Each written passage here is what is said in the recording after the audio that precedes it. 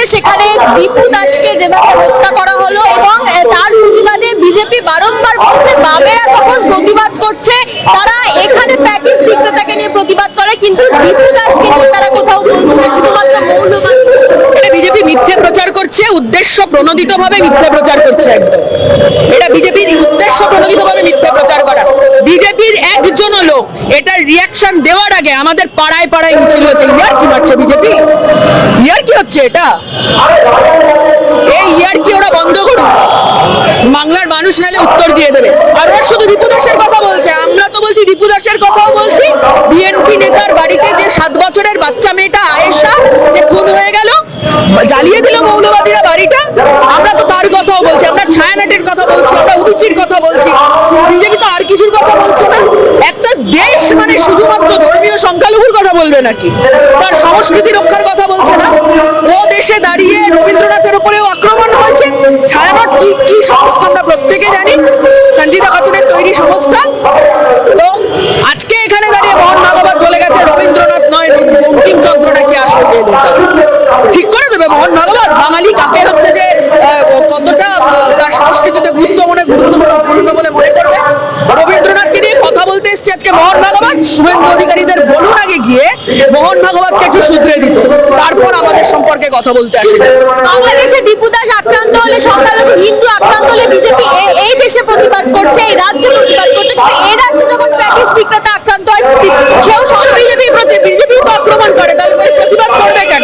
এটা গেল এক। দুই হচ্ছে দেখেছেন যেদিন স্নিগ্ধজিৎ গান গেয়েছিল ভেসে ভেসে যাবি শেষে, মদিনায় বলেছিল, মদিনার কথার জন্য কিন্তু স্নিগ্ধজিৎকে আক্রান্ত হতে হয়েছিল।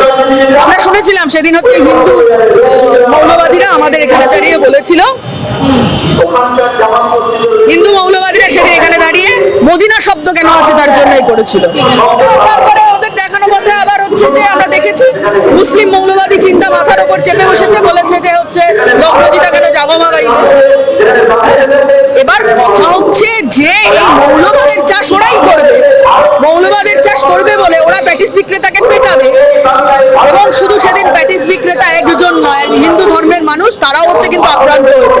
কে কি খাবো কে কি খাবে না ঠিক করে দেবে নাকি আরএসএস আর বিজেপি মিলে? এই অধিকার ওদের কে দিয়েছে? এবং বারংবার বিজেপি বলছে যে কেন আপনারা ইসলামিক মৌলবাদ শব্দটা ব্যবহার করে প্রতিবাদ করছেন না। আমরা হিন্দু মৌলবাদ, মুসলিম মৌলবাদ আমরা সব বলি, ওদের শুনতে অসুবিধে হয়। ওরা ঠিক করে নিয়েছে আমাদের বিরুদ্ধে মিথ্যে কথা বলবে, ওরা তাই বলছে। মিথ্যে কথার কি উত্তর দেবো? মিথ্যে কথার কোনো উত্তর হয়। আজকে যখন এখানে আপনারা মিছিল করে আসছিলেন, শান্তিপূর্ণ মিছিল ছিল, কিন্তু তাও 30 ছড়িয়ে একেবারে পুলিশি নিরাপত্তা আটকে দিল বাংলাদেশ হাইকোর্ট। দেশের সরকার যখন প্যালেস্টাইনে আক্রমণ হয় তখন হচ্ছে যে ইউএস কনসুলেটের সামনে গেলে আটকায়, যখন ওখানে দাঁড়িয়ে সংখ্যালঘু হিন্দুদের ওপর আক্রমণ হয় তখন এখানে দাঁড়িয়ে বাংলাদেশের কমিশনের সামনে এলে পরে, বাংলাদেশ হাই কমিশনের সামনে এলে পরে তখন এই দেশের সরকার আটকায়। কিসের জন্য আটকায় না আটকায় ওরা ভালো বলতে পারবে। এবং বিজেপি নেতা তথা আইনজীবী তরুণজ্যোতি তিওয়ারি বারংবার পোস্ট করছে ফেসবুকে যে আপনাদের নাকি 24 ঘন্টা লেগে গেছে প্রতিবাদ করতে, এবং প্রতিবাদে দাঁড়িয়ে আপনারা যাতে সেই আনন্দ মার্গের সন্ন্যাসী তাদের হয়েও কথা বলুন, যাতে তাদের আত্মা শান্তি পায়। ওরা যাদেরকে পেট্রন করে, আমি বললাম প্রথমত মিথ্যে কথার কোনো উত্তর হয় না, ওরা মিথ্যে কথা বলছে।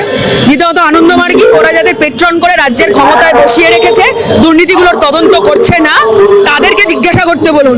ওই নিয়ে কমিশন করেছিল তো, এই কমিশনের রিপোর্ট কোথায়? আগে বিজেপি ওরা তৃণমূলকে জিজ্ঞেস করুক যে ওই আনন্দমার্গী নিয়ে কমিশনের রিপোর্ট কোথায়, দুষ্কৃতী দল, হ্যাঁ তাদের রিপোর্ট কোথায় আগে জিজ্ঞেস করুন, তারপর হচ্ছে আনন্দমার্গী নিয়ে আমরা উত্তর দেব। বাংলাদেশে যেভাবে সেখানকার সংখ্যালঘু হিন্দুদের উপর অত্যাচার চলছে, দীপু দাসকে যেভাবে পুড়িয়ে মারা হলো, তারপরে এখানে যখন আপনারা প্রতিবাদ করছেন, কিন্তু তাও বিজেপি তাদের ফেসবুক বিপ্লব চালিয়ে যাচ্ছে যে বামেরা কেন প্রতিবাদ করছে না, তাদের কেন 24 ঘন্টা সময় নেই। যে সংখ্যাগুরুর মৌলবাদ কলকাতার বুকে প্যাটিস বিক্রেতা, গরিব প্যাটিস বিক্রেতা শেখ রিয়াজুলের উপর আক্রমণ করে, সেই একই সংখ্যাগুরুর মৌলবাদ ধর্মটা বদলে যাচ্ছে, ধর্মের অনুষঙ্গটা বদলে যাচ্ছে, কিন্তু এই একই সংখ্যাগুরুর মৌলবাদ ময়মনসিংহের গরিব কারখানার মজদুর দীপু দাসকে জ্যান্ত পুড়িয়ে মেরে দেয়। অর্থাৎ মৌলবাদ যে কোনো দেশেরই মৌলবাদ মৌলবাদ তার পড়শি দেশের মৌলবাদের সঙ্গে বাটছড়া বেঁধে রাখে এবং বাংলাদেশে এই মৌলবাদী আগ্রাসন যত বাড়বে, ভারতের বুকেও বিশেষ করে এই পশ্চিমবাংলার মাটিতে যারা হচ্ছে এই ধর্মের অনুষঙ্গ গায়ে রেখে মানুষের বিরুদ্ধে মানুষকে খেপিয়ে দেওয়ার চেষ্টা করছে, সংখ্যাগুরুর দম্ভ থেকে সংখ্যালঘু মানুষদের উপরে আক্রমণ করবার চেষ্টা করছে, তাদের বাড়ন্ত পশ্চিমবাংলাতেও বাড়তে থাকবে। মৌলবাদের বিরুদ্ধে সমস্ত অংশের মানুষকে ঐক্যবদ্ধ হয়ে ব্যারিকেড করতে হবে, সেই কথাই আমরা চারদিকে বলে যাচ্ছি। বাংলাদেশের ইন্টারিম সরকারকে রায় দিতে হবে, নির্বাচনটা ভালোভাবে করতে হবে। বাংলাদেশের মানুষ কিন্তু গড়ে উঠেছিল গণতন্ত্রের জন্য, এই যে জুলাই অভ্যুত্থান হয়েছিল এটা গণতন্ত্রের দাবিতে হয়েছিল। তাহলে গণতন্ত্রের দিকে বাংলাদেশ রায় দিয়ে কেন মৌলবাদের দিকে বাংলাদেশকে টেনে নিয়ে যাওয়া হচ্ছে এবং তাতে টেনে নিয়ে যাওয়া না যায় তার বন্দোবস্ত বাংলাদেশের মানুষও যেমন লড়াই করছে। উদিচি ছায়ানটের ওপর আক্রমণ কেন? কারণ উদিচি ছায়ানট এই লড়াইটা লড়ছে। প্রথম আলো কেন আক্রমণ? কারণ তারা সবাই মিলে বাংলাদেশের যে সংস্কৃতির যে আধার, সংস্কৃতির যে শেকড়, তাকে রক্ষা করবার লড়াইটা এরা সবাই মিলে লড়ছে। সেই কারণে এদের উপর বাংলার মাটিতেও আমরা বারবার দেখেছি, এদেশের বুকেও আমরা বারবার দেখেছি, একই ঘটনা দেখেছি। শুধু ওই যে ধর্মের অনুষঙ্গটা বদলে গেছে। যে কোনো জায়গায় যে কোনো অবস্থায় মৌলবাদের বিরুদ্ধে জিরো টলারেন্স, এইটাই আওয়াজ। আপনারা মিছিল করে আসছিলেন, শান্তিপূর্ণভাবেই মিছিল হচ্ছিল, কিন্তু তাও যেতে দেওয়া হলো না বাংলাদেশ হাই কমিশন পর্যন্ত। এখানে আটকে দেওয়া হলো, পুলিশের নিরাপত্তা এখানে ব্যারিকেড দিয়ে। মুখ্যমন্ত্রী একটা কথাও বলেছে দীপু দাসের হত্যা নিয়ে, প্রধানমন্ত্রী একটা কথাও বলেছে দীপু দাসের হত্যা নিয়ে, একটা টুইট করেছে। ওনারা তো মানে কি বলবো, যা কিছু একটা হলে আকাশে মেঘ জমলে টুইট করে দেয়। এরকম একটা ঘটনা নিয়ে একটা টুইট নেই, একটা স্টেটমেন্ট নেই, সরকারি মহল সরকারের কোনো বক্তব্য নেই।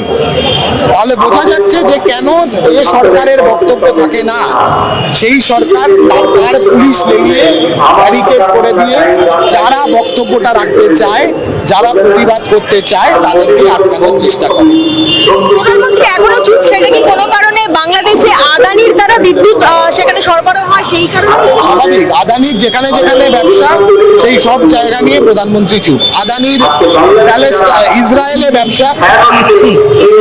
ব্যবসার জন্য প্যালেস্টাইনের গণহত্যার বিরুদ্ধে, প্যালেস্টাইনে যে গণহত্যা চলছে তার বিরুদ্ধে একটা শব্দ প্রধানমন্ত্রীর কাছ থেকে শুনতে পাওয়া যায়নি। ভারতের পররাষ্ট্রনীতির যে ইতিহাস, সেই ইতিহাসকে বদলে দেওয়া হবে। ভারত চিরকাল প্যালেস্টাইনকে মর্যাদা দিয়েছে, প্যালেস্টাইনকে সম্মতি জানিয়েছে, কিন্তু এখন দেখা গেল ভারত ইসরায়েলের পাশে দাঁড়াচ্ছে। কেন? কারণ আদানির ব্যবসা, বাংলাদেশে আদানির ব্যবসা, আদানির ব্যবসা রক্ষা করবার জন্য বাংলাদেশের মুক্তিকামী মানুষ, বাংলাদেশের মাটিতে যারা বাংলাদেশ থেকে মৌলবাদকে হটানোর লড়াইটা লড়বার চেষ্টা করছে, তাদের সম্মতি জানিয়ে ভারত সরকার একটা কথাও বলতে পারলো না। শেখ হাসিনাকে নিয়ে বামেদের এই মুহূর্তে কি বলেছে তো বাংলাদেশের সঙ্গে ভারত সরকারের ইমিডিয়েট কথা বলা দরকার এবং সুরাহা বার করার কাজ, সমাধান সূত্র বার করার কাজ ভারতের সরকারের। তারা কেন এখনো পর্যন্ত একটি কথাও বলছে না? আরে আগে তো শেখ হাসিনাকে নিয়ে ভারত সরকারের কি বক্তব্য এটা আগে জানা উচিত। তারপর তো বামপন্থীদের কি বক্তব্য, ডানপন্থীদের কি বক্তব্য, মধ্যপন্থীদের কি বক্তব্য, এইসব প্রশ্ন আসবে। আগে তো ভারত সরকারের বক্তব্যটা, সরকারি বক্তব্যটা তো আগে সামনে আসা দরকার, সামনে আসছে না, যাতে বাংলাদেশ এবং ভারত দু জায়গাতে এই কেন্দ্র করে একটা ঝামেলা পাকিয়ে রাখা যায়। এইটা করার চেষ্টা করছে মোদীর সরকার এবং বাংলাতেও এটা ইমপ্লিমেন্ট করছে। বাংলার মাটিতে মৌলবাদী আগ্রাসনের রাস্তা তৈরি করে দিচ্ছে তৃণমূল। 2011-র আগে কোনোদিন ভেবেছো যে একজন গরিব প্যাটিস বিক্রেতাকে নিগৃহীত হতে হবে? ময়দানের বুকে ভাবা গেছে কোনোদিন? এখন তো ভাবা যাচ্ছে, মানে ভাবা যাচ্ছে এবং করাও যাচ্ছে। মানুষের থেকে মুক্তি চায় এবং মৌলবাদের বিরুদ্ধে মানুষেরই আওয়াজ জিরো টলারেন্স।